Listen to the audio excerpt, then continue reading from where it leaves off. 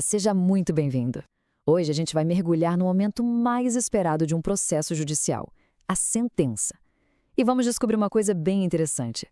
Para a justiça, às vezes a jornada importa tanto ou até mais do que o destino final. Pois é, parece estranho, né? Mas a ideia central aqui é que o como o juiz chegou a uma conclusão é muito mais importante do que simplesmente saber quem ganhou. A verdadeira força, a legitimidade de uma decisão está toda na sua fundamentação. Então, vamos começar pelo começo. O que exatamente a lei diz que é uma sentença? Olha, a definição da lei é bem técnica. A sentença é o que encerra a fase de conhecimento. E o que é isso? É a etapa em que o juiz ouve todo mundo, analisa as provas, os argumentos. É a fase de investigação, digamos assim. Ou seja, a sentença não acaba com o processo de vez, mas ela fecha um capítulo essencial, sabe? A partir dali, o caminho que se abre é o dos recursos, ou então o de fazer a decisão valer. Agora, vamos dar uma de detetive e dissecar essa decisão, porque toda sentença, sem exceção, tem que ter uma estrutura de 3 partes. É como se fosse o esqueleto que sustenta todo o julgamento. Essa estrutura está lá no Código de Processo Civil. Primeiro vem o relatório, que é tipo o resumo dos capítulos anteriores, para a gente entender a história.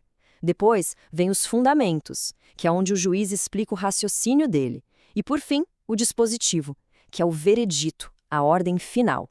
Cada pedaço tem uma função super importante. E olha, embora todas as 3 partes sejam obrigatórias, uma delas é o verdadeiro coração da decisão. É ali que a gente vê a transparência e a legitimidade da justiça em ação. É o ponto-chave de tudo. É exatamente aqui, nos fundamentos. É nessa parte que a decisão deixa de ser só um ato de autoridade para se tornar um ato de razão. O juiz tem que, literalmente, mostrar como ele chegou lá, conectando as provas, a lei e os argumentos até chegar àquela conclusão. É a alma da sentença.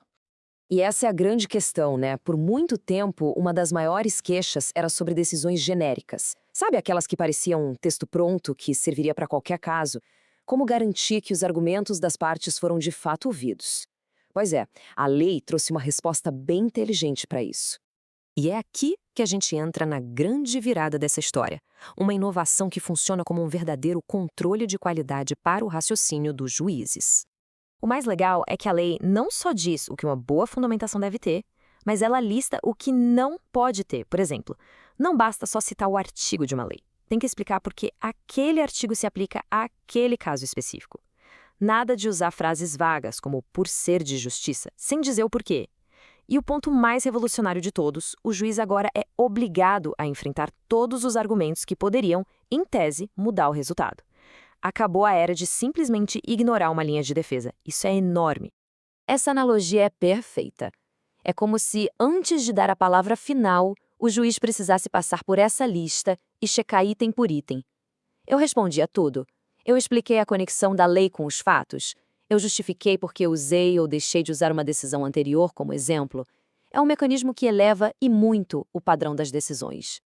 Esse quadro aqui mostra a diferença de um jeito gritante. A primeira coluna é um monólogo. É um ato de poder que só informa o resultado. Já a segunda coluna, a segunda é um diálogo. É um ato de razão que presta contas, que mostra que os argumentos foram ouvidos e respondidos com lógica. A mudança é da água para o vinho. Então, o ponto central que a gente precisa entender é que essa regra não é só um detalhe técnico. Ela representa uma transformação profunda na própria ideia de justiça no nosso sistema. Exatamente isso. O juiz agora tem o dever de conversar com as alegações que foram feitas no processo. Ele precisa mostrar que o que foi dito e escrito ali importou, foi pesado, foi considerado. Isso não só torna a decisão mais justa, como também fortalece de uma forma gigantesca a confiança de todo mundo no Poder Judiciário. O que nos leva a essa reflexão final. Uma decisão justa é só um resultado, um simples ganhou ou perdeu? Ou é uma linha de raciocínio clara que todas as partes envolvidas e até a sociedade possam entender e acompanhar?